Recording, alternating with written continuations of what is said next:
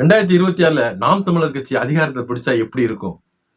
ஏன்னா அண்ணன் சீமான் வந்து இதுவரை வாயிலே சொல்லிக்கிட்டு இருந்தார், நான் என்ன செய்ய போறேன், இப்படி செய்ய போறேன், இப்படி வளர்ச்சி அடைய செய்ய போறேன், இப்படி வேலை வாய்ப்பு கொடுப்பேன் அப்படின்னு வந்து அவர் வாயிலே சொல்லிக்கிட்டு இருந்தாரு. ஆனா 2026 பிரச்சாரத்துல என்ன நடக்குது அப்படின்னாக்க, ஒவ்வொரு இடத்துலயும் போய் காணொலியாவே வந்து மக்கள்கிட்ட வந்து சொல்றாரு, நான் இந்தந்த துறையில இவ்வளவு வேலை வாய்ப்பை நான் உருவாக்குவேன் அப்படின்னு வந்து அழகா சொல்றாரு. இதுக்கு மேல மக்களுக்கு புரியலைன்னா நம்ம புரிய வைக்கிறதுங்கிறது ரொம்ப கடினமான ஒரு விஷயம் தான். இன்னைக்கு பாருங்க, இவங்க 60 வருஷம் வந்து தமிழ்நாட்டை ஆண்டிருக்காங்க மாறி மாறி இந்த 2 திராவிட கட்சிகளும். ஆனா நாம் தமிழர் கட்சிக்கு உலகம் முழுவதும் உள்ள சொந்தங்கள் வந்து இன்னைக்கு வந்து ஆதரவு தெரிவிக்கிறாங்க, வெற்றி பெறணும் அப்படின்னு வந்து அவங்க உலக நாட்டில் இங்க வர முடியலனாலும் அவங்க இருக்கிற இடத்துல வந்து பிரச்சாரம் செய்யறாங்க. நாம் தமிழர் கட்சி ஆதரிங்க, நாம் தமிழர் கட்சி ஆதரிங்க, நாம் தமிழர் கட்சி அதிகாரத்துக்கு கொண்டு வாங்க. ஏன் தமிழன் வந்து தன்மானத்தை இழக்க கூடாது. இந்த பூமி வந்து மனிதர்களுக்கு மட்டுமல்ல, அனைத்து உயிர்களுக்கும் சொந்தமானதுதான் இந்த பூமி. இதை வந்து ஒவ்வொருவரும் வந்து உலகத்தில் உள்ள எல்லாரும் உணர்றாங்க. ஆனா தமிழ்நாட்டில் உள்ளவங்க தான் அதை உணர மறுக்கிறாங்க. ஆனா எப்படியாவது அண்ணனாச்சும் வெற்றி பெற்று சட்டமன்றத்துக்குள்ள போகணும்னு எவ்வளவு பேர் இன்னைக்கு வந்து காரக்குடியே வந்து ஸ்தம்பிக்கிற அளவுக்கு இருக்கு. அப்ப மக்கள் உணரணும். மக்களுக்கு இது நாள் வரையும் ஒரு வாய்ப்பு இல்லாம இருந்துச்சு. 2 திராவிட கட்சிகளையும் நம்ம தேர்ந்தெடுத்துட்டே இருந்தோம். ஏன்னா வந்து அவங்களை எதிர்த்து வர்றவங்க அவங்களுக்கு பின்னாடியே போயிடுறாங்க, கூட்டணியில போயிடுறதுனால மக்கள் வந்து கொஞ்சம் குழப்பத்துல இருந்தாங்க. வர்ற வேலை எல்லாரும் இப்படித்தாப்பா இருப்பேன் அப்படின்னு. ஆனா நாம் தமிழர் கட்சி அண்ணன் சீமான் உறுதியா இருக்காரு ஒரு கொள்கையில. இந்த கட்சிகளோட கூட்டணி இல்ல, கொள்கை தான் கூட்டணி, மக்களோட தான் கூட்டணி. மக்கள் நம்மளை கைவிட மாட்டான்னு நம்பிக்கை ஒவ்வொரு தேர்தலையும் 2026ல அதை பொய்யாக்கிற வேண்டாம் அனைவரும். ஏன்னா நம்மளுடைய இன்னைக்கு இருக்க பொருளாதார சிக்கல் அந்த மாதிரி.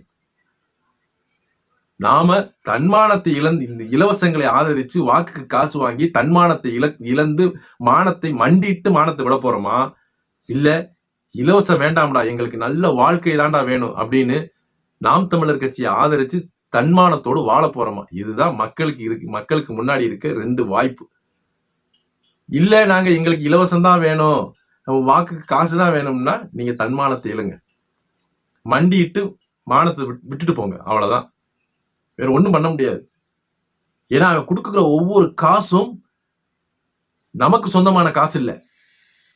எதிர்கால குழந்தைகளுக்கு, வளர்ற குழந்தைகளுக்கு, வயிற்றுல உருவாகிற சிசுவுக்கு கல்வி, மருத்துவம், பாதுகாப்பு அது கட்டமைக்கக்கூடிய அந்த பணத்தை தான் வந்து இன்னைக்கு மக்களுக்கு அதுல கொள்ளையடிச்சுதான் வந்து மக்களுக்கு கொடுக்குறாங்கன்றத நம்ம ஒவ்வொருவரும் உணரணும். முதல்ல அந்த காசு நமக்கு சொந்தமான காசு இல்ல, எதிர்கால குழந்தைகளுக்கு, வளர்ற குழந்தைகளுக்கு சொந்தமான பணம். நம்ம செலவு பண்றதுக்கு, நம்ம வாங்குறதுக்கு நமக்கு எந்த உரிமை இல்லை.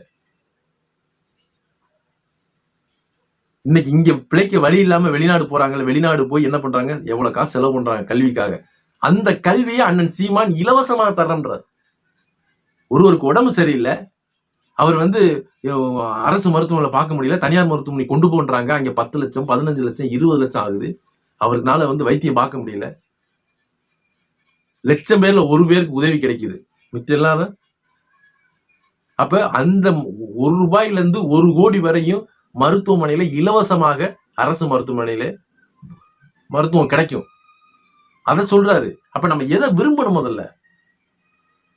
அப்ப இதுக்கு மேல வந்து ஒவ்வொரு இடத்துல அவர் படம் போட்டு காமிக்கிறாரு, நான் எப்படி வேலை வாய்ப்பை உருவாக்குவேன் அப்படின்னு. அப்ப இதுக்கு மேல நம்ம புரிஞ்சுக்கலாம் அப்படின்னாக்க நம்மளை விட மட சாம்பிராணி வேற யாருமே இல்லை. உண்மையிலே நான் சொல்றேன்.